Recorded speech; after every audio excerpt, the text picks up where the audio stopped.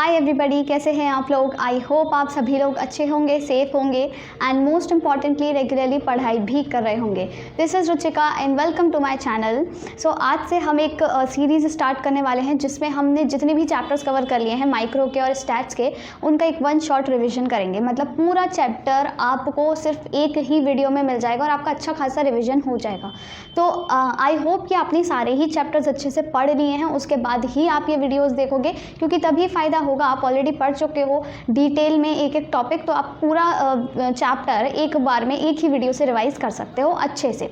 तो आज से हम शुरुआत कर रहे हैं माइक्रो इकोनॉमिक्स के चैप्टर्स की। तो सबसे पहला चैप्टर जो है आपका चैप्टर 1 इकोनॉमिक्स एंड इकोनॉमी। तो आज हम वो चैप्टर पढ़ेंगे एक ही वीडियो में और अच्छा खासा रिविजन के साथ। अब क्योंकि हम एक ही वीडियो में पढ़ने वाले हैं तो ऐसा नहीं है कि हम कंटेंट क्वालिटी से कॉम्प्रोमाइज़ करेंगे या आई मीन डिटेल में नहीं पढ़ेंगे। हम सारी ही चीज़ें कवर करेंगे, बट द थिंग इज़ कि मैं सारी ही चीज़ें बोर्ड पे लिख के या फिर एक एक वर्ड टू वर्ड लिख करके बोल करके नहीं समझा सकती हूँ। जो इम्पॉर्टेंट मोस्ट इम्पॉर्टेंट चीज़ें हैं वो मैं ज़रूर लिख करके बताऊँगी, या फिर कुछ इंपॉर्टेंट पॉइंट्स हैं जो पता होने ही चाहिए, तो ये सारी ही चीज़ें मैं लिख करके बताऊंगी। पर जो ऐसी चीज़ें हैं जो आप बोलकर भी इजीली समझ सकते हो, मतलब बहुत ही ज़्यादा बेसिक्स ही हैं, तो वो सारी चीज़ें मैं ऐसे ही बता दूंगी, राइट। तो शुरू करते हैं बिना किसी देरी के हमारे फर्स्ट चैप्टर की इकोनॉमिक्स एंड इकोनॉमी। तो सबसे पहले हमें जानना है कि इकोनॉमिक्स क्या होता है। इकोनॉमिक्स हम पढ़ तो रहे हैं 11th क्लास से, आप वैसे 9th से इकोनॉमिक्स पढ़ते आ रहे हो, पर 9th और 10th में ये जो सब्जेक्ट है वो आपके एक सोशल स्टडीज़ में कंबाइंड था, हिस्ट्री, ज्योग्राफी और पॉलिटिकल साइंस के साथ, ठीक है। अब ये जो सब्जेक्ट है इकोनॉमिक्स, ये आप अलग से पढ़ोगे और इकोनॉमिक्स में भी 2 डिविजन्स हैं 11th में, माइक्रो इकोनॉमिक्स और statistics, right.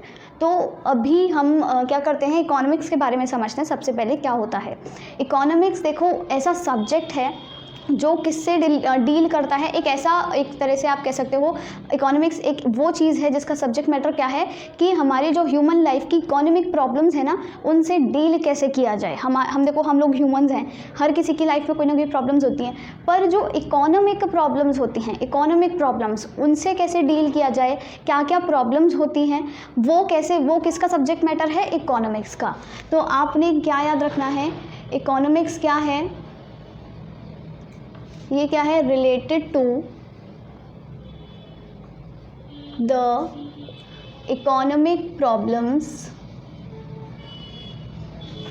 Of human life. Human life से रिलेटेड जितनी भी इकोनॉमिक प्रॉब्लम्स हैं वो डील करती है कौन, हमारा इकोनॉमिक्स। अब ये इकोनॉमिक प्रॉब्लम्स क्या होती हैं, इकोनॉमिक प्रॉब्लम्स भी तो पता होनी चाहिए। इकोनॉमिक प्रॉब्लम्स होती क्या हैं, इकोनॉमिक प्रॉब्लम क्या होती है, प्रॉब्लम ऑफ चॉइस, यानी कि चूज़ करने की प्रॉब्लम, चुनने की प्रॉब्लम, ठीक है, कि हम भाई क्या चुनें, क्या खरीदें, क्या बेचें, क्या पहने, क्या ओढ़ें, क्या खाएं, कितना खाएं। तो ये सारी चीज़ें चूज़ करने की प्रॉब्लम को हम कहते हैं इकोनॉमिक प्रॉब्लम। अब ये इकोनॉमिक प्रॉब्लम अराइज कहाँ से होती है। देखो, हर कोई प्रॉब्लम कहीं ना कहीं से तो पैदा हो जाती है ना, कि अगर मान लो जैसे कि आपको कोविड हो गया तो कोई तो वजह थी ना कि कहाँ से आया था कोविड, याद है ना। तो इस तरीके से ये वाली जो इकोनॉमिक प्रॉब्लम है, चूज़ करने की प्रॉब्लम, ये भी कहीं से अराइज होगी, ऑब्वियस है। तो इसके 2 रीज़न्स हो सकते हैं, ठीक है। पहला रीज़न क्या है, जो हमारे रिसोर्सेज हैं, रिसोर्सेज जिनको हम मीन्स भी बोल देते हैं, किसी किसी बुक में या फिर कहीं भी आपको मीन्स भी लिखा नज़र आ सकता है। रिसोर्सेज या means are scarce in relation to our wants. मतलब हमारी वॉन्ट्स के रिलेशन में ना हमारी जो रिसोर्सेज हैं बहुत ज़्यादा स्केर्स हैं। मतलब स्केर्स क्या होता है, कम होना, स्केर्सिटी मतलब किसी चीज़ की कमी होना। तो ये जो रिसोर्सेज है ना हमारे आसपास, चाहे आप कोई भी रिसोर्स देख लो, नेचुरल रिसोर्सेज उठा लो, एयर, वाटर, फॉरेस्ट, ट्रीज़, या फिर आप आर्टिफिशियल या फिर जो मैन मेड रिसोर्सेज हैं इनको उठा लो, ये सब क्या है, बहुत कम है, इनकी स्केर्सिटी है। हमें ऐसा लगता है कि भाई खूब सारा पानी है, खूब सारे पेड़ हैं हमारे आसपास, हवाएं, पर एक्चुअली ये सारी चीज़ें ना क्या है, स्केर्स हैं in relation to our wants. हमारी वांट्स क्या होती हैं, हमेशा ख़त्म ही नहीं होती भाई। हमारी इच्छाएं कभी ख़त्म नहीं होती, हम कुछ ना कुछ नया मांगते रहते हैं। इवन मैं क्या करती हूँ, कि जब जब डेली मैं पूजा करती हूँ तो कभी किसी दिन किसी चीज़ के लिए मांगती हूँ, किसी दिन कुछ चीज़ मांगती हूँ। तो ऐसा होता है, हमारी इच्छाएं कभी ख़त्म नहीं होती। हमको भाई तुम अच्छी से अच्छा फ़ोन दिला दो, आईफ़ोन ले लो आप, जिसके पास आईफ़ोन होगा उसकी भी ऐसा नहीं है कि उसकी सारी वांट्स ख़त्म हो गई, अब तो भाई उसकी सारी इच्छाएँ ही नहीं बची हैं, कुछ भी सब उसको मिल गया, ऐसा नहीं है। वांट्स किसी की ख़त्म नहीं होती। तो हमारी वांट्स अनलिमिटेड होती हैं और इन्हीं अनलिमिटेड वांट्स के चक्कर में ये जो हमारे रिसोर्सेज हैं, मीन्स हैं, ये क्या होते हैं, लिमिटेड साबित हो जाते हैं। ठीक है, पहला रीज़न ये हो गया। तो यहाँ से प्रॉब्लम ऑफ चॉइस आ जाती है कि भाई हम क्या चुने, हमारी वांट्स तो अनलिमिटेड है पर रिसोर्सेज लिमिटेड है, तो हम क्या चुने, कैसे चुने, ये सारी चीज़ें, राइट। दूसरा रीज़न क्या है इस प्रॉब्लम ऑफ चॉइस का, कि जो हमारे रिसोर्सेज है ना, ये लिमिटेड रिसोर्सेज, इनका क्या, रिसोर्सेज हैव ऑल्टरनेटिव यूजेस। इन सभी रिसोर्सेज के या फिर ज़्यादातर रिसोर्सेज के ना ऑल्टरनेटिव यूजेस होते हैं। मतलब आप एक रिसोर्स को एक ही तरह से नहीं, आप 50 तरीके से काम में ले सकते हो। आपके पास एक लैंड है, आप उसमें चाहे खेती कर लो, आप चाहे उसमें कोचिंग खोल लो, आप चाहे उसको प्लेग्राउंड बना लो, आप उसको बेच दो, आप उसको अपना कुछ भी बना सकते हो, या फिर मतलब किसी भी तरीके से काम ले सकते हो उस एक लैंड के टुकड़े को। आप अपने घर को भी 50 तरीके से काम ले सकते हो। एक कमरा अपना किराए पर उठा दो, ऊपर के कमरे में दुकान खोल लो। तो ऐसे ऐसे करके आप बहुत सारी चीज़ें हैं ऐसी जिनका आप ऑल्टरनेटिवली यूज़ कर सकते हो। इवन घर में देखो, जो हमारे पुराने कपड़े होते हैं उनका भी क्या होता है, हम मम्मियाँ ईजिली देती नहीं है, उसका पोंछा बना लेंगी। पोंछा भी पोंछा भी जब ख़राब हो जाएगा उसका भी कुछ और काम निकाल ही लेंगी। तो एक चीज़ के 50 यूज़ हैं, ऑल्टरनेटिव यूजेस हैं। तो इस दो रीज़न, ये जो दो रीज़न है ना, इनकी वजह से ही हमारी इकोनॉमिक प्रॉब्लम अराइज होती है। और इकोनॉमिक प्रॉब्लम क्या है, प्रॉब्लम ऑफ चॉइस। ठीक है, अब एक और पॉइंट ये आता है, ये जो इकोनॉमिक प्रॉब्लम्स हैं इन्हें कौन फेस करता है। तो इकोनॉमिक प्रॉब्लम्स सब लोग फेस करते हैं। All people face economic problems. हर एक बंदा, मतलब इस धरती पर हर एक इंसान इकोनॉमिक प्रॉब्लम्स फेस करता है, चाहे वो कंज्यूमर हो, चाहे वो प्रोड्यूसर हो, यानी कि या फिर वो कोई बहुत ज़्यादा अमीर हो या फिर बहुत ज़्यादा गरीब हो, हर किसी को इकोनॉमिक प्रॉब्लम्स फेस करनी पड़ती हैं। अब एज अ कंज्यूमर की इकोनॉमिक प्रॉब्लम क्या होती है, सबकी इकोनॉमिक प्रॉब्लम्स भी अलग अलग हैं, ऐसा नहीं है एक ही तरह की इकोनॉमिक प्रॉब्लम है। कंज्यूमर की इकोनॉमिक प्रॉब्लम क्या है, कंज्यूमर चाहता है, मतलब वो सोचता है what to buy and what not, मतलब भाई उसको क्या खरीदे क्या ना खरीदे। जैसे पापा लोग क्या होता है, सब्जी मंडी में जाते हैं ना, या फिर आप लोग भी कुछ सामान लेने जाते हो, कपड़े लेने जाते हो स्पेशली, क्या खरीदें क्या ना खरीदें, कौन सा कपड़ा खरीदें, ये भी अच्छा लग रहा है वो भी अच्छा लग रहा है, पर ये महंगा है, ये सस्ता है, पर ये ज़्यादा अच्छा नहीं लग रहा है। ऐसे ऐसे बहुत सारे सवाल आते हैं। तो यही तो प्रॉब्लम ऑफ चॉइस है कि हम क्या खरीदें क्या ना खरीदें। वो तो हमारा जो कंज्यूमर होता है वो क्या सोचता है कि व्हाट टू परचेज और व्हाट नॉट। अब वो ये कैसे डिसाइड करेगा कि क्या खरीदें क्या ना खरीदें, वो एक प्रिंसिपल के बेसिस पर डिसाइड करता है। उसका प्रिंसिपल या फिर उसका मोटो क्या होता है, कंज्यूमर का मोटो क्या होता है, टू मैक्सिमाइज हिज सेटिस्फैक्शन, मतलब उसको पूरी संतुष्टि मिल जाए। ठीक है, पूरा सेटिस्फैक्शन मिल जाए, मतलब एकदम मैक्सिमम लेवल पर पहुंच जाए उसका सेटिस्फैक्शन। आप कोई भी कपड़ा खरीदते हो, अगर मम्मी कह देती हैं कि चल अच्छा ये सस्ता है तो तू ये ले ले, पर उससे हमें संतुष्टि नहीं मिलती है। मतलब ऐसा लगता है यार क्यों लें, फालतू में, मन नहीं कर रहा। ठीक है अच्छा है, पर वो वाला ज़्यादा अच्छा है, पर वो महंगा है। तो हमें संतुष्टि, हमारा जो सेटिस्फैक्शन है वो मैक्सिमाइज तभी होगा जब हमको वो महंगा वाला कपड़ा ही मिलेगा, क्योंकि हमको वो बहुत ज़्यादा पसंद है। तो जो कंज्यूमर है वो क्या चाहता है, एक तो उसकी प्रॉब्लम है कि वो क्या खरीदे क्या ना खरीदे, एंड सेकेंडली वो सोचता है कि उसका जो सेटिस्फैक्शन है वो मैक्सिमाइज हो जाए।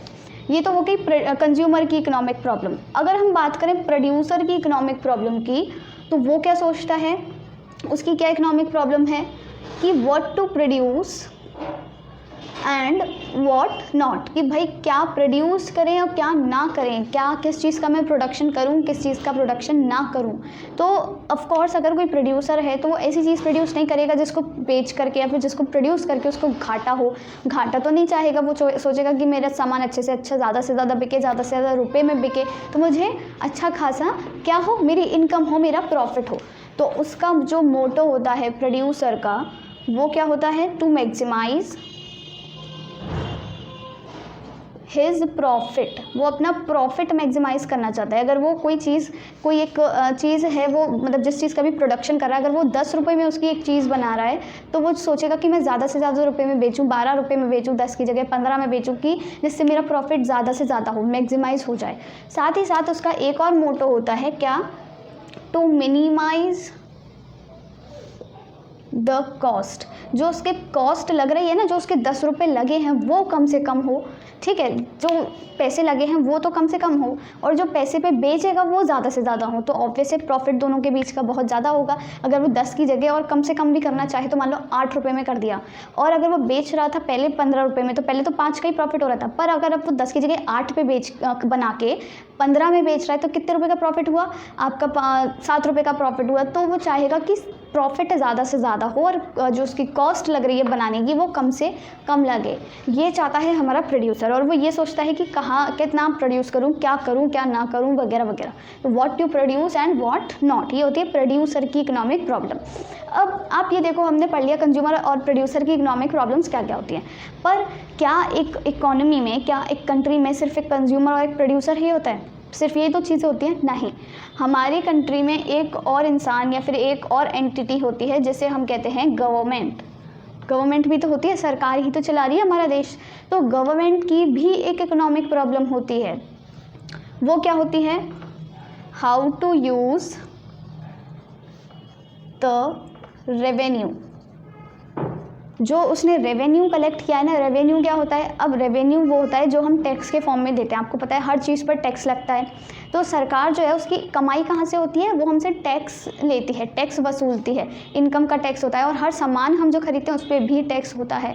जीएसटी भी आपने सुना होगा, गुड्स एंड सर्विसेज टैक्स। तो टैक्स के फॉर्म में वो हमसे पैसा लेती है, वही उसकी इनकम है। अब वो जो उसने पैसा कमा लिया है सरकार ने, उसका क्या करेगी? उससे अपने घर में उसने लड्डू तो बनाने नहीं है, वो क्या करेगी? हमारी ही मतलब अपनी जनता के लिए ही कुछ ना कुछ करती है। तो गवर्नमेंट की प्रॉब्लम तो ये है कि क्या किस तरीके से वो उस रेवेन्यू को यूज़ करे। वो जो उसने कमाई करी है, जो उसकी इनकम हुई है, उसको वो या तो क्या कर सकती है? रोड्स बनवा दे, डैम्स, बिल्डिंग्स, अच्छे अच्छे स्कूल्स, हॉस्पिटल्स और बहुत सारे प्रोग्राम्स वगैरह लॉन्च कर दे, ये सब कर सकते हैं। और वो क्या कर सकती है? गरीबों के लिए भी अच्छी स्कीम्स लॉन्च कर सकते हैं। थोड़ा जैसे फ्री में करते हैं ना लोग, मतलब नेता वगैरह, कि फ्री में साइकिल्स डिस्ट्रीब्यूट कर रहे हैं, लैपटॉप्स डिस्ट्रीब्यूट कर रहे हैं, या फिर कोई अच्छी स्कीम्स लॉन्च कर रहे हैं गरीबों के लिए, मिड डे मील वाली स्कीम्स होती हैं। तो गवर्नमेंट के पास भी ये प्रॉब्लम होती है, या तो वो अच्छा काम मतलब अपनी कंट्री के डेवलपमेंट में इंफ्रास्ट्रक्चर का डेवलपमेंट करे, रोड्स, बिल्डिंग्स वगैरह, या फिर वो जो लोग हैं उनका थोड़ा वेलफेयर करे। पर फिर भी जो गवर्नमेंट होती है ना, उसका मोटो होता क्या है? गवर्नमेंट का मोटो होता है to maximise the welfare of the economy. जो इकोनॉमी है ना, उसका जो वेलफेयर है वो मैक्सिमाइज हो, मतलब भला ही भला हो, लोग अच्छे से जिएं, अच्छा खाएं, अच्छा पिएं, कोई गरीबी ना हो, तो उनका वेलफेयर हो।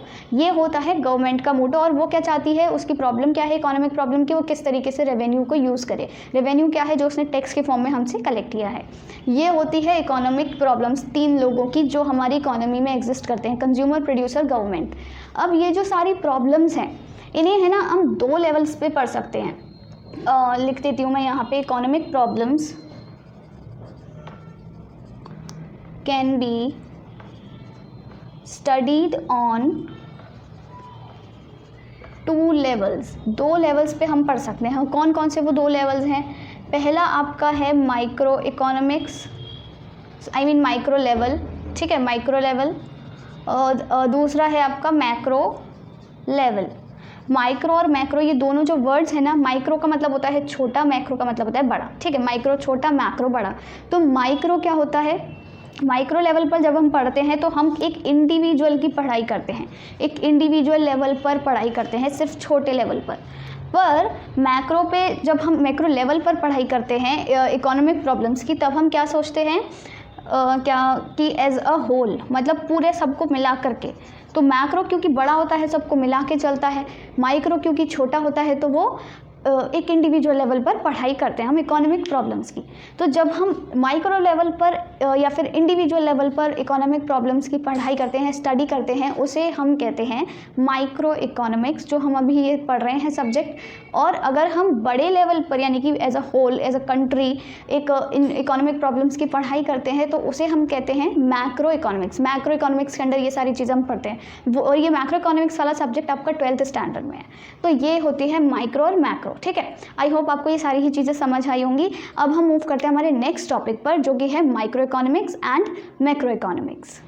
तो अब हम समझते हैं कि माइक्रो इकोनॉमिक्स और मैक्रो इकोनॉमिक्स क्या क्या होता है। ठीक है, एक एक करके हम समझेंगे। सबसे पहले हम बात करते हैं माइक्रो इकोनॉमिक्स की। माइक्रो इकोनॉमिक्स के ना 3 वाइटल कंपोनेंट्स होते हैं। ठीक है, 3 वाइटल कंपोनेंट्स होते हैं, इसीलिए हम क्या कर रहे हैं, 3 कॉलम्स बना लेते हैं। ये हो गए हमारे 3 कॉलम्स। तो यहाँ पे हम समझेंगे कि 3 वाइटल कंपोनेंट्स क्या हैं माइक्रो इकोनॉमिक्स के। अब जब हम बात करते हैं माइक्रो मतलब छोटे लेवल पर, ठीक है, ये मैंने ऑलरेडी आपको बता दिया है। माइक्रो मीन्स छोटे लेवल पर, मतलब हम क्या कर रहे हैं, एक इंडिविजुअल प्रोड्यूसर की, एक इंडिविजुअल कंज्यूमर की, या फिर एक इंडिविजुअल फर्म की या इंडिविजुअल मार्केट की स्टडी कर रहे हैं। सब कुछ हम इंडिविजुअल लेवल पर कर रहे हैं, हम किसी और को नहीं दे रहे हैं। ठीक, तो हम क्या करेंगे यहाँ पर माइक्रो इकोनॉमिक्स में, माइक्रो इकोनॉमिक्स के मैंने अभी बताया 3 वाइटल कंपोनेंट्स हैं। सबसे पहला कंपोनेंट क्या है आपका, थियरी ऑफ डिमांड। ठीक है, ये है आपका फर्स्ट वाइटल कंपोनेंट। दूसरा है आपका यहाँ पर थियरी ऑफ सप्लाई, ये है आपका सेकंड वाइटल कंपोनेंट। थर्ड है आपका थियरी ऑफ प्राइस, ये है आपका थर्ड वाइटल कंपोनेंट। तो ये तीनों चीज़ें आप किस में पढ़ते हो, माइक्रो इकोनॉमिक्स में, यानी कि theory of demand, theory of supply और थियरी ऑफ प्राइस। अब ये क्या क्या होता है, देखो थियरी ऑफ डिमांड किससे रिलेटेड है, ये रिलेटेड टू कंज्यूमर बिहेवियर, यानी कि कंज्यूमर के बिहेवियर से रिलेटेड है आपकी थियरी ऑफ डिमांड। ये वाली जो थियरी है आपकी, ये किससे रिलेटेड है, रिलेटेड टू प्रोड्यूसर बिहेवियर, ये प्रोड्यूसर के बिहेवियर से रिलेटेड है। ठीक है, और ये किससे रिलेटेड है, थियरी ऑफ प्राइस किससे रिलेटेड है, it is related to determination of price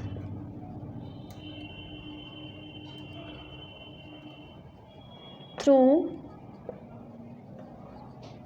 market demand and supply forces. ठीक है, मार्केट में क्या होता है, डिमांड और सप्लाई फोर्सेस होते हैं, तो उनसे आपका किसी भी कमोडिटी का प्राइस कैसे डिटरमिन होगा, ये हम पढ़ते हैं थियरी ऑफ प्राइस में। ये सारी चीज़ें समझ आ गई। तो थियरी ऑफ डिमांड किससे रिलेटेड है, कंज्यूमर के बिहेवियर से, यानी कि हम इसमें सिर्फ और सिर्फ कंज्यूमर के बारे में पढ़ेंगे, क्योंकि कंज्यूमर एक इंपॉर्टेंट यूनिट होता है हमारी इकोनॉमी में। कंज्यूमर कुछ खरीदेगा नहीं तो फिर सारा सामान कहाँ जाएगा। ठीक है, तो कंज्यूमर एक बहुत इंपॉर्टेंट यूनिट है और इसीलिए हम इसे माइक्रो में पढ़ते हैं, क्योंकि हम अभी इंडिविजुअल लेवल की बात कर रहे हैं, इंडिविजुअल कंज्यूमर की। तो कंज्यूमर क्या करता है, अभी मैंने बताया था कंज्यूमर की इकोनॉमी की ये प्रॉब्लम होती है कि वो क्या खरीदे क्या ना खरीदे, और वो किस तरीके से चूज़ करता है अपना मतलब खरीदने का सामान, कि उसका जो सेटिस्फैक्शन का लेवल है वो मैक्सिमाइज हो जाए, उसे ज़्यादा से ज़्यादा सेटिस्फैक्शन मिले और उसको मतलब उसके सेटिस्फैक्शन में कोई कमी ना आए। तो ये सारी चीज़ों के लिए ना हमारे जो इकोनॉमिस्ट्स हैं उन्होंने क्या किया है, थ्योरीज फॉर्मुलेट करी हैं, और उन थ्योरीज़ को हम क्या मतलब उन थ्योरीज़ को हम किस में पढ़ते हैं, theories of consumer behaviour. Consumer behaviour की जो थ्योरीज होती हैं उनमें हम पढ़ते हैं, और इसे हम किस नाम से जानते हैं, थ्योरी ऑफ डिमांड। ये हो गया आपका फर्स्ट कंपोनेंट। इसी तरह अगर हम बात करें तो प्रोड्यूसर भी एक इकोनॉमिक यूनिट है, कि अगर प्रोड्यूसर कुछ बनाएगा ही नहीं, कुछ प्रोड्यूस नहीं करेगा तो कंज्यूमर्स खरीदेंगे क्या। तो प्रोड्यूसर भी एक इंपॉर्टेंट यूनिट है, और क्योंकि हम अभी अगेन एक प्रोड्यूसर की बात कर रहे हैं, इंडिविजुअल लेवल पर बात कर रहे हैं, तो हम इसे माइक्रो इकोनॉमिक्स के अंडर पढ़ते हैं। अब बात ये आती है इसीलिए मतलब जो प्रोड्यूसर होता है उसकी इकोनॉमिक प्रॉब्लम क्या होती है कि वो क्या प्रोड्यूस करे क्या प्रोड्यूस ना करे। तो वो किस प्रिंसिपल के बेसिस पर ये सोचता है, ये अपनी इकोनॉमिक प्रॉब्लम सॉल्व करता है। वो सोचता है कि मेरा जो प्रॉफिट है ना वो मैक्सिमाइज हो, ज़्यादा से ज़्यादा हो, साथ ही साथ जो मैं टेक्नोलॉजी यूज़ कर रहा हूँ या फिर जो भी मैं टेक्निक यूज़ कर रहा हूँ उस चीज़ को बनाने में, उससे ना कम से कम कॉस्ट लगे, तो पैसा तो कम से कम लगे बनाने में, पर जो बेचूँ जब मैं उसको मतलब उसको जब बेचूँगा तो ज़्यादा से ज़्यादा पे बिके, तो इससे क्या होगा, वो प्रॉफिट जो होगा बीच का वो बहुत ही ज़्यादा होगा। तो प्रोड्यूसर का मोटो ये होता है कि वो अपना प्रॉफिट मैक्सिमाइज़ कर पाए किसी भी तरह। अब ये प्रोड्यूसर का ये जो बिहेवियर है इसको हमने पढ़ना किस में होता है, इनके लिए भी इकोनॉमिस्ट ने कुछ थ्योरीज बनाई हैं, और उन थ्योरीज को हम कहते हैं theories related to producer behaviour. उसमें हम प्रोड्यूसर का जो बिहेवियर होता है उसके बारे में पढ़ते हैं, और इसे हम किस नाम से जानते हैं, थ्योरी ऑफ सप्लाई। ठीक है, अब आती है तीसरी हमारी थ्योरी, यानी कि थ्योरी ऑफ प्राइस। जब हम एक मार्केट में हैं, हम कंज्यूमर की बात कर रहे हैं, हम प्रोड्यूसर की बात कर रहे हैं, तो हम उस मार्केट को कैसे भूल सकते हैं। ठीक है, मार्केट भी तो है, उस मार्केट में ही तो कंज्यूमर और प्रोड्यूसर हैं, तो कंज्यूमर प्रोड्यूसर को छोड़ के वो जो मार्केट है उसकी भी बात करनी पड़ेगी। तो उस मार्केट में जब कोई कंज्यूमर सामान खरीद रहा है वही सामान प्रोड्यूसर बेच रहा है, तो वो जो सामान है उसका प्राइस कैसे डिटरमिन होगा? क्या कंज्यूमर बोलेगा कि इतना रुपए है इसके, या फिर क्या प्रोड्यूसर बोलेगा कि नहीं है इतने रुपए का है? नहीं, ये कैसे डिटरमिन होता है? ये डिटरमिन होता है जो उस मार्केट में डिमांड और सप्लाई फोर्सेस है ना, उसके बेसिस पर कि इस प्रोडक्ट की डिमांड कितनी है और सप्लाई कितनी है, दोनों के इंटरेक्शन से ही डिटरमिन होता है एक पर्टिकुलर कमोडिटी का प्राइस। तो ये जो पूरी कहानी अभी मैंने बताई, मतलब प्राइस डिटर्मिनेशन की जो बात है, प्राइस डिटर्मिनेशन हम किस में पढ़ते हैं? थ्योरी ऑफ प्राइस में, ठीक है। इसे हम और क्या बोल सकते हैं? Theory related to determination of price through market demand and supply forces. Market में जो डिमांड है और सप्लाई है उससे दोनों से मिलके, दोनों के इंटरेक्शन से मिल करके आपकी प्राइस डिटर्मिन होती है और उसे हम थ्योरी ऑफ प्राइस में पढ़ते हैं। ये समझ आ गया बात। अब ये जो थ्योरी ऑफ डिमांड है इसमें हम बेसिकली पढ़ते क्या है? इसमें हम पढ़ते हैं relation between price and demand. हम इसमें प्राइस और डिमांड के बीच का रिलेशनशिप पढ़ते हैं। इस वाली में हम क्या पढ़ेंगे? Relationship between price and supply, यानी कि प्राइस और सप्लाई के बीच का क्या रिलेशनशिप है वो हम पढ़ते हैं। और इसमें हम यही रिलेशनशिप पढ़ते हैं कि डिमांड और सप्लाई का क्या रिलेशन है, ठीक है। यहाँ पे हम क्या पढ़ते हैं? Relationship between demand and supply forces. ये जो डिमांड और सप्लाई फोर्सेस हैं मार्केट में, उन दोनों के बीच का रिलेशनशिप हम पढ़ते हैं किसमें?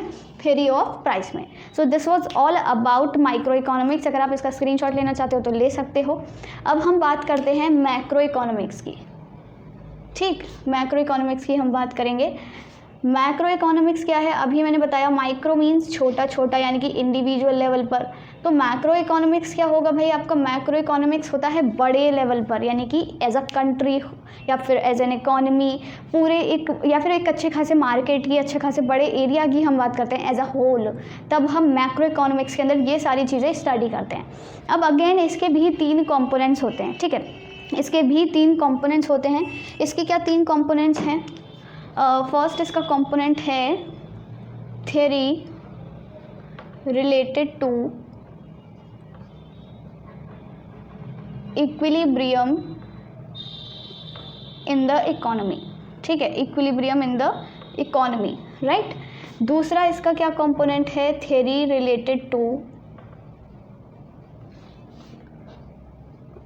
डिसइक्विलिब्रियम इन इकोनॉमी, ठीक है। ये हो गया। तीसरा क्या है? Theory related to correction of disequilibrium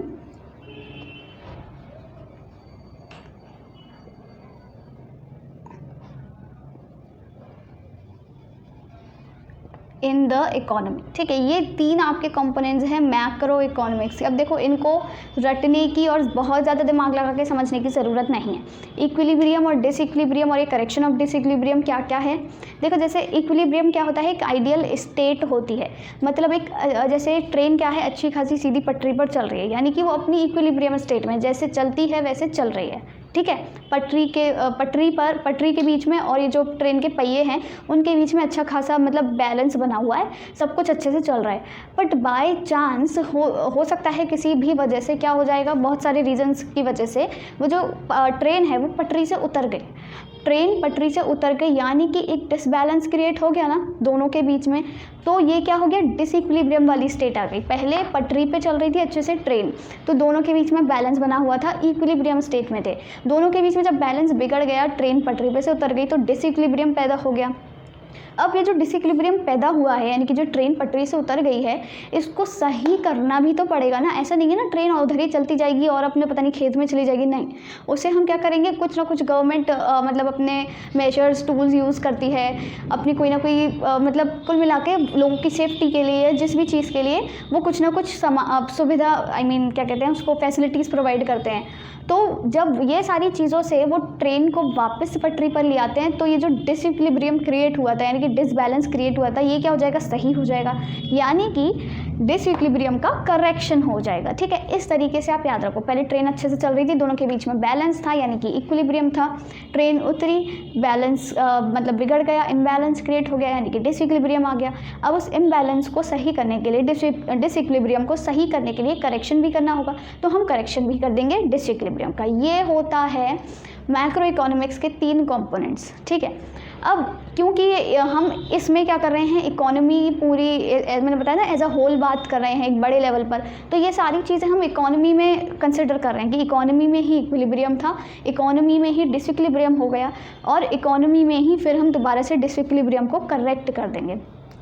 अब ये सारी चीज़ें हैं क्या, देखो इक्विलिब्रियम कैसे मतलब मेंटेन रहता है, इक्विलिब्रियम का मतलब क्या है, इसमें हम क्या स्टडी करते हैं, like how the equilibrium is struck between AD and AS। अभी AD और AS क्या है, AD is your aggregate demand और AS क्या है आपका एग्रीगेट सप्लाई। ठीक है, यानी कि एग्रीगेट डिमांड और एग्रीगेट सप्लाई के बीच में, एग्रीगेट मतलब पूरा इकट्ठा, तो एक मार्केट की जब हम बात करते हैं, एक मार्केट की डिमांड की तो एक डिमांड या सप्लाई बोलते हैं, जब हम पूरी इकोनॉमी की बात कर रहे हैं तो इकट्ठा करके यानी कि एग्रीगेट डिमांड और एग्रीगेट सप्लाई बोल रहे हैं। तो एग्रीगेट डिमांड और एग्रीगेट सप्लाई के बीच में कैसे इक्विलिब्रियम मेंटेन्ड रहता है, ये हम पढ़ते हैं theory related to equilibrium in the economy. ठीक है, इक्विलिब्रियम इन द इकोनॉमी। पर जब AD और AS यानी कि इस वाली सिचुएशन में क्या होता है, जब इक्विलिब्रियम में होता है ना हमारा इकोनॉमी, उस वक्त AD AS के बराबर होता है, ये आपने याद रखना है। ठीक है, ये इक्विलिब्रियम स्टेट है। अब डिसइक्विलिब्रियम कैसे होगा, जब ये दोनों बराबर नहीं होंगे, है ना, अभी बराबर हैं पर अब बराबर नहीं होंगे, यानी कि एक तो कंडीशन हो सकती है कि AD ज़्यादा हो जाए, एक कंडीशन हो सकती है कि AS ज़्यादा हो जाए, तभी तो ये दोनों बराबर नहीं रहेंगे। तो डिसइक्विलिब्रियम कब क्रिएट हो जाता है, when AD is greater than AS या फिर when AS is greater than AD, ये 2 कंडीशंस हो सकती हैं। जब AD AS से बड़ा होता है तब आपका क्या आ जाता है, इन्फ्लेशनरी गैप। ठीक है, इकोनॉमी में इन्फ्लेशनरी गैप आपका आ जाता है। और जब एग्रीगेट सप्लाई ज़्यादा हो जाती है, सप्लाई ज़्यादा हो गई है, तब आपका क्या आ जाएगा, डिफ्लेशनरी गैप। ठीक है, ये आपको याद रखना है, डिफ्लेशनरी गैप, यानी कि ये 2 एक तरह से प्रॉब्लम्स हैं, ये 2 प्रॉब्लम्स अराइज हो गई इन दोनों के बीच में डिसइक्विलिब्रियम क्रिएट होने से। अब ये जो दोनों प्रॉब्लम्स अराइज हुई हैं, ये दोनों जो प्रॉब्लम्स अराइज हुई हैं, इनको सही करने के लिए क्या करना पड़ेगा, सरकार कुछ टूल्स यूज़ करेगी, गवर्नमेंट कुछ टूल्स यूज़ करेगी, है कि नहीं, क्योंकि हम पूरे देश की बात करें, पूरी इकोनॉमी की बात कर रहे हैं, तो गवर्नमेंट क्या करती है, यहाँ पर करेक्शन करती है इस डिसइक्विलिब्रियम का और कुछ टूल्स यूज़ करती है। वो कौन कौन से टूल्स यूज़ करती है, वो एक तो यूज़ करती है मॉनेटरी पॉलिसी, दूसरा वो यूज़ करती है फिस्कल पॉलिसी। ठीक है, इसको हम और किस नाम से जानते हैं, बजटरी पॉलिसी भी कहते हैं हम इसको, बजटरी पॉलिसी। और तीसरा कौन सा पॉलिसी है, थर्ड है आपकी एक्सचेंज रेट पॉलिसी। ये 3 पॉलिसीज़ या फिर 3 टूल्स हैं जिनके थ्रू ये जो हमारी गवर्नमेंट है, ये जो डिसइक्विलिब्रियम क्रिएट हो गया ना, डिसबैलेंस, इसको सही कर देती है, इसको करेक्ट कर देती है। अब ये क्या क्या टूल्स हैं, मॉनेटरी पॉलिसी क्या होता है, मॉनेटरी पॉलिसी में हम बैंक कैसे फंक्शन करते हैं, हमारे जो बैंक्स हैं या फिर हमारे जो मतलब क्या कहते हैं, मेन बैंक होती है ना, रिजर्व बैंक ऑफ इंडिया, तो ये सारे बैंक्स कैसे फंक्शन करते हैं, क्रेडिट क्रिएशन कैसे होता है, ये सारी चीज़ें मॉनेटरी पॉलिसी में पढ़ते हैं। फिस्कल पॉलिसी में हम क्या पढ़ते हैं कि कैसे बजट के थ्रू हमारी जो गवर्नमेंट है इस डिसइक्विलिब्रियम को करेक्ट कर सकती है, बजट के थ्रू कैसे करेक्ट कर सकती है, या फिर जो बजटरी डेफिसिट हो जाता है उसका इम्पैक्ट क्या है, तो इसीलिए हम इसको बजटरी पॉलिसी भी कहते हैं। और एक्सचेंज रेट पॉलिसी में हम जो एक्सचेंज रेट्स होती हैं 2 करेंसीज़ के बीच, उनका मैनेजमेंट देखते हैं। तो ये 3 कुछ टूल्स हैं जिनके थ्रू हमारी जो कंट्री है, जो हमारी गवर्नमेंट है, वो इस डिसइक्विलिब्रियम को यहाँ पर करेक्ट कर देती है। यहाँ पे तो इक्विलिब्रियम में था, इधर ये दोनों डिसइक्विलिब्रियम में आ गए। ठीक है, और थर्ड में क्या हुआ, करेक्शन हो गया डिसइक्विलिब्रियम का। ये है आपका टोटल माइक्रो और मैक्रो इकोनॉमिक्स। आप इसका स्क्रीनशॉट भी ले सकते हो फटाफट से। ये सारी चीज़ें आपने याद रखनी है। और अगर डिफरेंस आते हैं माइक्रो और मैक्रो में, ठीक है, देखो माइक्रो और मैक्रो इकोनॉमिक्स में डिफरेंस आते हैं तो बहुत ही ईजी डिफरेंसेस हैं। डिफरेंसेस कुछ नहीं है, जो अभी आपने पढ़ा वही डिफरेंसेस हैं, इसे मैं बाद में रब कर लूँगी। माइक्रो इकोनॉमिक्स और मैक्रो में क्या क्या डिफरेंस है, देखो सबसे पहला डिफरेंस है micro deals at individual level, macro deals at एक बड़ा वाला लेवल, ठीक है, एट अ हायर लेवल या फिर पूरा एक इकोनॉमी एज अ होल, ठीक। फर्स्ट तो ये हो गया। सेकेंड आपका डिफरेंस क्या हो सकता है, माइक्रो में हम इंडिविजुअल कंज्यूमर, इंडिविजुअल प्रोड्यूसर इनकी स्टडी करते हैं, और हम क्या कहते हैं मैक्रो में हम एक पूरी कंट्री की, पूरी इकोनॉमी की स्टडी करते हैं। थर्ड आपका डिफरेंस क्या हो सकता है, माइक्रो में माइक्रो इकोनॉमिक्स क्या अज्यूम करती है कि जो मैक्रो वाले वेरिएबल्स है ना वो कांस्टेंट हैं, और मैक्रो इकोनॉमिक्स ये अज्यूम करती है कि जो माइक्रो वाले कांस्टेंट वेरिएबल्स हैं ना वो कांस्टेंट रहते हैं, ठीक है। फोर्थ आपका क्या डिफरेंस हो सकता है, इनके कंपोनेंट्स बता दो। माइक्रो के कंपोनेंट्स क्या है, theory of demand, theory of supply, theory of price. और मैक्रो के क्या कंपोनेंट्स हैं, ये तीन theories, theory related to equilibrium, theory related to disequilibrium, और आपका तीसरा theory related to correction of disequilibrium. तो ये 4-5 कुछ पॉइंट्स हैं जो मतलब डिफ्रेंशिएट करने के लिए यूज़ किए जा सकते हैं माइक्रो को और मैक्रो इकोनॉमिक्स को, ठीक है। आई होप आपको यहाँ तक की चीज़ें समझ आई होंगी। अब हम मूव करते हैं हमारे नेक्स्ट टॉपिक पर।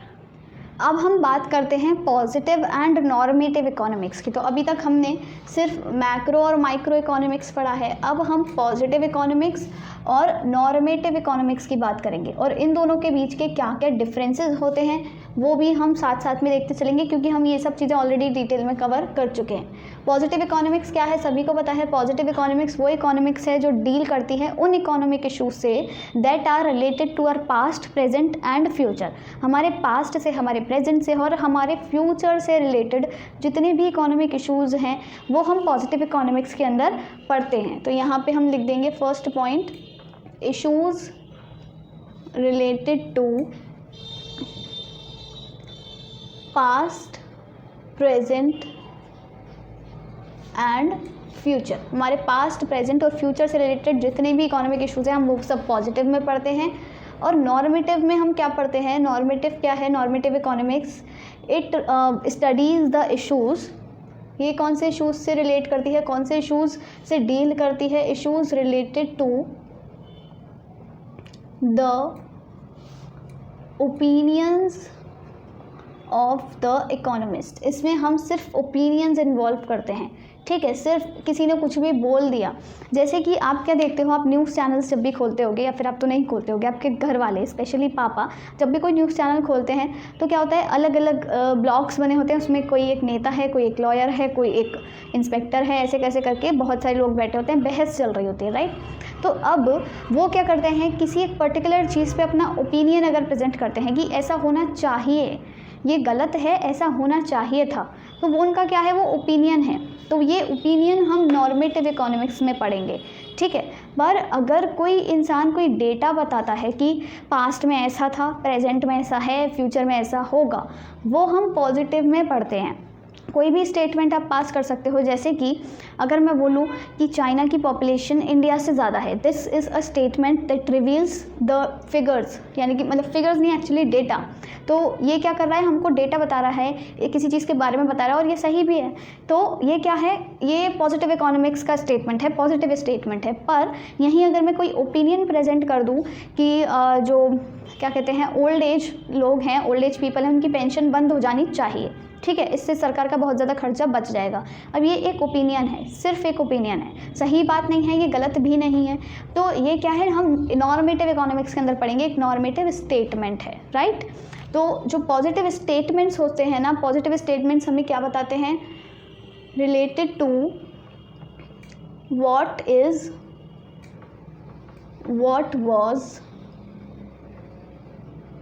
एंड वॉट वुड बी, मतलब क्या था, क्या है और क्या होगा, ये हमें कौन बताता है, पॉजिटिव स्टेटमेंट्स बताते हैं। पर जो हमारे नॉर्मेटिव स्टेटमेंट्स होते हैं वो हमें क्या बताते हैं, related to what ought to be या फिर वॉट शुड बी, मतलब क्या होना चाहिए। हम सिर्फ ज्ञान दे रहे हैं, हम एक अपना ओपिनियन प्रेजेंट कर रहे हैं, हम कुछ नहीं बोल रहे हैं, ठीक है। तो ये हो गया पॉजिटिव स्टेटमेंट्स के बारे में, ये हो गया नेगेटिव नॉर्मेटिव स्टेटमेंट्स के बारे में। तीसरा पॉइंट क्या है, क्योंकि देखो ये पॉजिटिव स्टेटमेंट्स जो होते हैं ना, ये क्या होते हैं, फैक्ट्स और फिगर्स के बेसिस पे होते हैं, ठीक है, फैक्ट्स एंड फिगर्स। आप कोई भी फैक्ट बोल दो, आप कोई फिगर बोल दो, और क्योंकि ये एक फैक्ट है, ये फिगर है, ये क्या है, वेरीफाइएबल है, ठीक है, ये वेरीफाई कर सकते हैं, राइट। और ये क्या है, साथ साथ यहाँ भी लिख लो, मे और मे नॉट बी ट्रू। ये या तो सही हो सकता है या नहीं भी हो सकता, किसी ने कोई भी स्टेटमेंट पास किया। देखो मैंने बोल दिया कि अभी करेंटली जो इंडिया की पॉपुलेशन है बिलो पॉवर्टी लाइन, BPL, वो है 56%, मतलब टोटल पॉपुलेशन में से 56% BPL है, बिलो पॉवर्टी लाइन है। ये सबसे पहले तो पॉजिटिव स्टेटमेंट है, क्योंकि मैंने इसमें डेटा प्रेजेंट किया है, राइट, प्रेजेंट के बारे में बताया है, डेटा प्रेजेंट किया है, व्हाट इज़ फैक्ट्स और फिगर्स हैं इसमें, और ये साथ ही साथ वेरीफाइएबल है, इसे आप वेरीफाई कर सकते हो, आप कहीं से भी जाके चेक करो कि ये सही है या नहीं है। तो सही हो भी सकता है और नहीं भी हो सकता है, मे और मे नॉट बी ट्रू, ठीक है। पर अगर हम यहाँ पे नॉर्मेटिव की बात करें, यहाँ पे सिर्फ क्या इंक्लूड होते हैं, मेयरली ओपिनियंस, सिर्फ ओपिनियंस इंक्लूड होते हैं, ठीक है, कोई डेटा वेटा कुछ नहीं होता। और क्योंकि डेटा वगैरह कुछ भी नहीं है तो ये नॉट वेरीफाइएबल है। आप किसी के ओपिनियन को कैसे वेरीफाई करोगे, ठीक है, कैसे साबित करोगे, मतलब कैसे ढूंढोगे कि भाई ये सच कह रहा है या नहीं। उसने तो बस एक सजेशन सा दिया है ना, ये ऐसा होना चाहिए, व्हाट ऑट टू बी, यहाँ पे हमने पढ़ा ना। और क्योंकि ये नॉट वेरीफाइएबल है तो इसीलिए इसे हम क्या नहीं कर सकते, can't be turned as true और फॉल्स। इसे हम ट्रू या फॉल्स नहीं बोल सकते। किसी का कोई ओपिनियन किसी के लिए सही भी हो सकता है, किसी के लिए गलत भी हो सकता है। अगर मैं आपको कोई सजेशन दूं तो आपके लिए हो सकता है वो सही भी हो, और किसी लोगों के लिए वो गलत भी हो सकता है। तो इसीलिए नॉर्मेटिव स्टेटमेंट्स सिर्फ ओपिनियंस होते हैं, वो नॉट वेरीफाइएबल होते हैं, ओपिनियन को आप वेरीफाई नहीं कर सकते हो। और क्या होता है, उन्हें सही गलत नहीं बता सकते हो। वो क्या कहते हैं, किस से रिलेटेड होते हैं, व्हाट ऑट टू बी। और साथ ही साथ पॉजिटिव में क्या है, वो पास्ट प्रेजेंट फ्यूचर के बारे में बताते हैं। और what is, what to be, what is, what was and what should be का क्वेश्चन देते हैं, आंसर देते हैं। फैक्ट्स और फिगर्स होते हैं, वो वेरीफाइएबल होते हैं और आप उन्हें सही या गलत ठहरा सकते हो अपने मतलब वेरिफिकेशन और अपनी सारी प्रोसेस जो भी आपने करनी है उसके बेसिस पर। ये होता है आपका पॉजिटिव और नॉर्मेटिव इकोनॉमिक्स। अब इसके बाद एक टॉपिक आता है आपका nature and level of economy, ठीक है। किसी भी इकोनॉमी का लेवल या फिर नेचर क्या क्या होता है, nature and level of economy. तो कोई भी अगर इकोनॉमी है उसका नेचर या लेवल किससे डिसाइड होता है, उस इकोनॉमी की इकोनॉमिक एक्टिविटीज़ से, कि उसमें किस तरह की इकोनॉमिक एक्टिविटीज़ होती हैं। तो ये डिसाइड करती हैं कि हमारी इकोनॉमी किस नेचर की है, किस लेवल की है।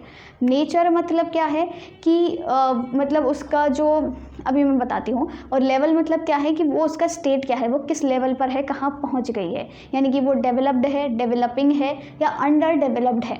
तो सपोज़ करो नेचर में इसको आप ऐसे समझ सकते हो कि आप ये कंसिडर करो कि आप एक विलेज में गए हो, आपने देखा कि उस विलेज में लेट अस से ये क्या है, आपका एक विलेज है, ठीक है, ये पूरा एक विलेज हो गया। इस विलेज में क्या होता था, 3 तरह की एक्टिविटीज़ होती थी, एग्रीकल्चरल एक्टिविटीज़ और आपकी कुछ मैन्युफैक्चरिंग एक्टिविटीज़, कुछ सर्विसेज वगैरह भी प्रोवाइड करते थे। पर सबसे ज़्यादा जो कंट्रीब्यूशन था ना वो किसका था, एग्रीकल्चर का था। यानी कि मान लो 95% तो एग्रीकल्चर एक्टिविटीज़ में इंक्लूड थे लोग, 95% उस विलेज के, और बाकी के ऐसे 2% इसमें और ये 3% इसमें। तो आपने क्या डिसाइड कर लिया कि इस इकोनॉमी का जो ये नेचर है ना वो क्या है, एग्रेरियन है। यानी कि ये जो इकोनॉमी है वो एग्रेरियन या फिर एग्रीकल्चर इकोनॉमी है। मतलब इसका जो दाना पानी और खाना वगैरह चलता है वो एग्रीकल्चर से चलता है और ये नेचर कहलाता है। पर अगर हम बात करें लेवल की, तो लेवल कैसे डिसाइड होगा। मान लो आपने देखा कि एग्रीकल्चर में इन्वॉल्व हैं लोग, अक्सर क्या सोचते हैं कि भाई ये तो किसान है, ये खेती करता है तो करीब होगा। नहीं, आपने देखा कि एग्रीकल्चर में जो लोग इन्वॉल्व हैं ना वो भाई बहुत अमीर हैं, एकदम करोड़पति हैं। यानी कि लोग अच्छा खासा कमा रहे हैं। ये जो इकोनॉमी है ना काफ़ी रिच इकोनॉमी है, क्योंकि 95% तो लोग एग्रीकल्चर में हैं और उनमें से भी बहुत सारे लोग अमीर हैं, खूब पैसा है उनके पास। तो यानी कि ये जो इकोनॉमी है ना ये काफ़ी ज़्यादा ही डेवलप्ड है। तो नेचर और लेवल किससे पता चलता है? इकोनॉमिक एक्टिविटीज़ से। और नेचर हमको कैसे पता चलेगा कि किस तरह की एक्टिविटीज़ में वो इन्वॉल्व हैं, और लेवल हमको बताएगा कि वो कितने ज़्यादा डेवलप्ड हैं या फिर कितने अंडर डेवलप्ड हैं या फिर डेवलपिंग हैं या वगैरह वगैरह। ठीक है, तो ये सारी चीज़ें आपको पता चलेंगी nature and level of economy के अंदर, राइट। अच्छा हाँ, पॉजिटिव और नॉर्मेटिव इकोनॉमिक्स में अभी मुझे एक और पॉइंट याद आया था कि ये जो पॉजिटिव इकोनॉमिक्स है ना, मतलब पॉजिटिव इकोनॉमिक्स ये क्या करती है? Does not involve value judgement. ये ना वैल्यू जजमेंट इन्वॉल्व नहीं करती है, क्योंकि इसमें सारे फैक्ट्स और फिगर्स हैं। तो आप कभी भी वेरीफाई कर लो, कभी भी वेरीफाई मत करो, कुछ गलत भी हो सकता है, कुछ सही भी हो सकता है। पर ये वाला जो है हमारा normative economics, it involves value judgement. ये वैल्यू जजमेंट क्या करती है? इन्वॉल्व करती है। तो ये हो गया आपका पॉजिटिव इकोनॉमिक्स और नॉर्मेटिव इकोनॉमिक्स। आप इसका फटाफट से स्क्रीनशॉट भी ले सकते हो वीडियो पॉज करके। अब हम बात करते हैं हमारे नेक्स्ट टॉपिक की। हमारा नेक्स्ट टॉपिक है टाइप्स ऑफ इकोनॉमीज़, और इसके बाद आपका ये चैप्टर पूरा ख़त्म हो जाएगा और हम अच्छा खासा इसका ऑलरेडी रिवीजन कर चुके हैं। तो अब आपका लास्ट टॉपिक है types of economies. So finally हमारा आज का लास्ट टॉपिक है टाइप्स ऑफ इकोनॉमीज़, जिसमें हम पढ़ेंगे कि क्या क्या तरह की अलग अलग तरह की इकोनॉमीज़ हो सकती हैं। इकोनॉमी क्या होता है, मैंने आपको बता ही दिया है कि कोई एक पर्टिकुलर रीजन जहाँ पर हम पता करते हैं कि इस एरिया के लोग किस तरीके से कमाते हैं, किस तरीके से खाते हैं, क्या उस इकोनॉमी का नेचर है, लेवल है, मतलब उस एरिया का, तो वो एक इकोनॉमी कहलाता है। अब इकोनॉमीज़ भी अलग अलग तरह की हो सकती हैं। देखो 3 तरह की इकोनॉमीज़ होती हैं, ठीक है। सबसे पहली आती है आपकी एक कंट्रोल्ड इकोनॉमी। ये है आपका यहाँ पर कंट्रोल्ड इकोनॉमी। एक है आपकी फ्री इकोनॉमी और एक है आपका मिक्स्ड इकोनॉमी। ये 3 तरह की इकोनॉमीज़ होती हैं। अभी जो कंट्रोल्ड इकोनॉमी है इसे हम और किस नाम से जानते हैं? सेंट्रली प्लान्ड इकोनॉमी नाम से, ठीक है। कंट्रोल्ड इकोनॉमी भी कह सकते हो आप, या फिर सेंट्रली प्लान्ड इकोनॉमी भी कह सकते हो। फ्री इकोनॉमी को आप क्या कह सकते हो? मार्केट इकोनॉमी भी कह सकते हो, फ्री या फिर मार्केट इकोनॉमी। और मिक्स्ड को आप मिक्स्ड ही बोलोगे। तो 3 तरह की इकोनॉमीज़ हैं। अब इन तीनों को आप कैसे समझ सकते हो? कंट्रोल्ड इकोनॉमी क्या है? जहाँ पर गवर्नमेंट का जो कंट्रोल है ना वो बहुत ही ज़्यादा हो, सबसे ज़्यादा मतलब बहुत ही ज़्यादा मतलब पूरी तरीके से गवर्नमेंट ही कंट्रोल करती हो। जैसे कि क्या होता है, कुछ पेरेंट्स ऐसे होते हैं पूरी तरीके से कंट्रोल बना के रखते हैं अपने बच्चों पर, बिल्कुल ना हिलने देना है, ना डुलने देना है, बाहर नहीं जाना है, पार्टी नहीं करनी, फ्रेंड्स के साथ नहीं जाना, कॉलेज में खुद छोड़ने जाएंगे, स्कूल से भी लेने आएंगे। तो पूरी तरह भाई वो बच्चा अपने घर वालों के कंट्रोल में होता है। तो वो होती है कंट्रोल्ड या फिर सेंट्रली प्लान्ड इकोनॉमी। दूसरे तरह के पेरेंट्स कैसे होते हैं? बिल्कुल छूट दे दिए, उनके बच्चे चाहे रात को 11 बजे आएँ, चाहे रात को आए ही ना, और वो घर छोड़ के चले जाए, उन्हें कोई होश खबर नहीं है। तो वो है फ्री इकोनॉमी और मार्केट इकोनॉमी। पर तीसरे तरह के पेरेंट्स होते हैं वो थोड़ा कंट्रोल भी रखते हैं और थोड़ी छूट भी दे देते हैं कि भाई उन्होंने टाइम सेट कर दी कि इतने घंटे तुम्हें पढ़ना है, फिर बाहर तुम भले खेलने जाओ, पार्टी करने जाओ, कुछ भी करो, हमें नहीं परवाह। तो उनका थोड़ा कंट्रोल भी है और थोड़ी उन्होंने छूट भी दे दी है, फ्रीडम भी दे दी है। तो वो हो गए मिक्स्ड वाले पेरेंट्स, यानी कि मिक्स्ड इकोनॉमी। ऐसे आप समझ सकते हो। अब ये जो कंट्रोल्ड इकोनॉमी है इसमें क्या होता है? सबसे पहला पॉइंट है आपका कि जो इकोनॉमिक एक्टिविटीज़ है ना, economic activities are controlled by government. इसमें सिर्फ गवर्नमेंट कंट्रोल करती है सारी ही इकोनॉमिक एक्टिविटीज़ को। इसमें कौन करता है? Economic activities are controlled by the market forces. जो भी आपके मार्केट फोर्सेस है ना, यानी कि डिमांड और सप्लाई भी मैंने बताया था, तो मार्केट फोर्सेस कंट्रोल करते हैं, इसीलिए मार्केट इकोनॉमी कहते हैं। तीसरे में क्या है? इसमें क्या होगा भाई? Economic activities are governed by the market forces। Market forces तो गवर्न करेंगे, ठीक है, market forces, but regulated by government, ठीक है। तो ये आपने याद रखना है, यानी कि यहाँ पे सिर्फ गवर्नमेंट का ही रोल रहेगा, यहाँ पे सिर्फ मार्केट फोर्सेस यानी कि सब फ्री अपने आप होता रहेगा। यहाँ पे दोनों का मिक्स्ड कंट्रोल रहेगा, यानी कि कुछ कुछ आपके मार्केट फोर्सेस का भी, कुछ कुछ आपकी गवर्नमेंट का भी। ये आपको याद रखना है। अब इकोनॉमिक एक्टिविटीज़ क्या होती हैं ये आपको पता होना चाहिए। 4 तरह की इकोनॉमिक एक्टिविटीज़ होती हैं किसी भी इकोनॉमी में: प्रोडक्शन, कंजम्पशन, इन्वेस्टमेंट और एक्सचेंज। तो ये 4 तरह की इकोनॉमिक एक्टिविटीज़ हैं, और इसमें economic activities are control by government, इसमें बाय मार्केट फोर्सेस, और इसमें गवर्न करता है हमारा market forces but are regulated और कंट्रोल्ड बाय द गवर्नमेंट।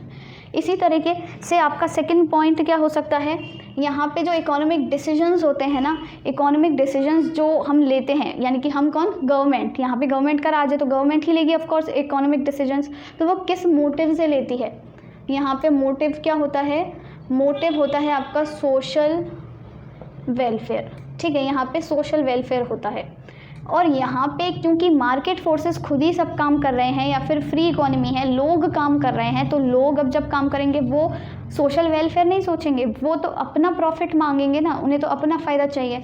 तो यहाँ पे जो मोटिव होता है इकोनॉमिक डिसीजंस का वो क्या होता है, प्रॉफिट मैक्सिमाइजेशन। ठीक है, और अगर हम बात करें मिक्स्ड इकोनॉमी की, यहाँ पर आपका मोटिव क्या हो जाएगा, मोटिव हो जाएगा बोथ, यानी कि मैं शॉर्ट में लिख दे रही हूँ सोशल वेलफेयर भी एंड प्रॉफिट मैक्सिमाइजेशन भी, दोनों, इसको दोनों चाहिए क्योंकि ये मिक्स्ड है, इसमें हर चीज़ मिक्स तरीके से रहेगी। अब आपका आता है थर्ड पॉइंट। थर्ड पॉइंट यहाँ पर क्या है, यहाँ पर जो कंज्यूमर होता है ना, consumer is not sovereign, consumer sovereign नहीं होता। ठीक है, यहाँ पर क्या होता है, कंज्यूमर सोवरेन होता है, और यहाँ पर भी कंज्यूमर सोवरेन होता है। ठीक है, अब ये सोवरेन क्या है, यानी कि कंज्यूमर यहाँ पर एक तरह से आप मान लो उसका कंट्रोल नहीं होता।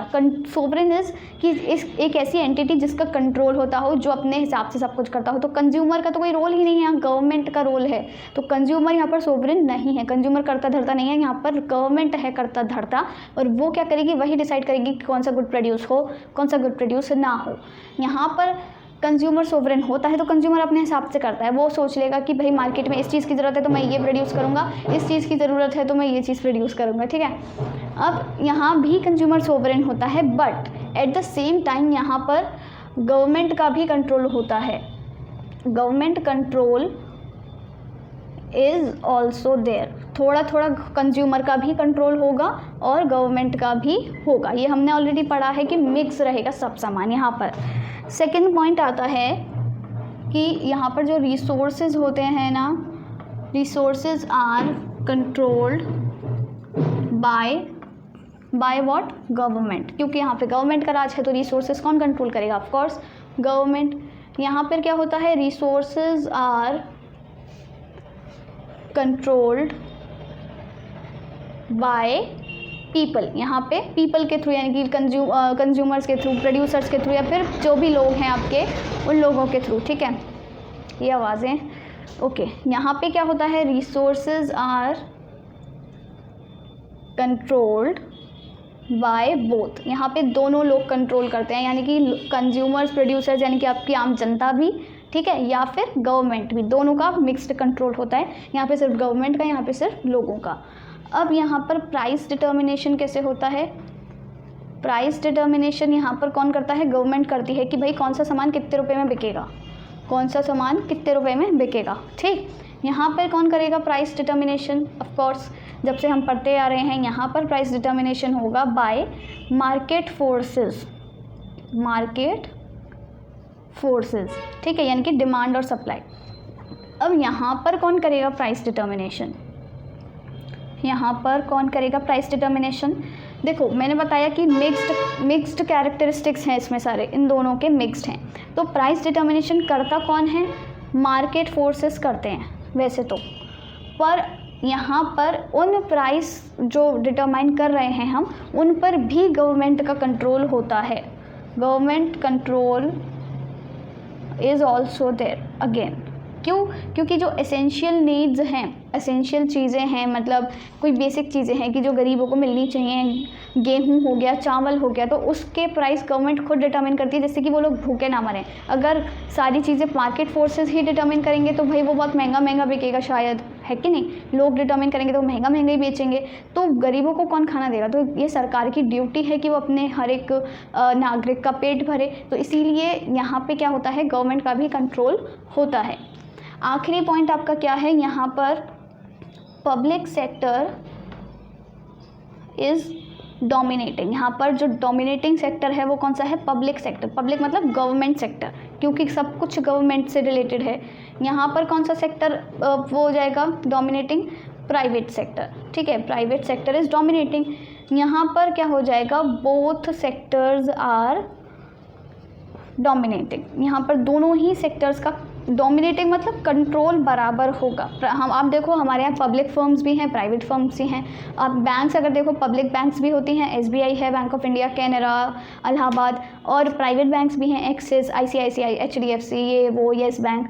तो इसीलिए यहाँ पर सब कुछ मिक्स्ड है। तो अगर आपने ये 2 चीज़ें पढ़ ली, वैसे तो एक ही पढ़ लो, उसी से आप दूसरा भी लिख सकते हो एज इट इज़। बस पब्लिक की जगह प्राइवेट करना है, और गवर्नमेंट की जगह पीपल करना है, उस गवर्नमेंट की जगह मार्केट फोर्सेस करना है। और जब ये दोनों ही याद हो जाएंगे तो आपको ये तो याद हो जाएगा इसमें सब कुछ मिक्स्ड है, बोथ हर किसी में सब कुछ मिक्स्ड है, सारे मिक्स्ड कैरेक्टरिस्टिक्स हैं।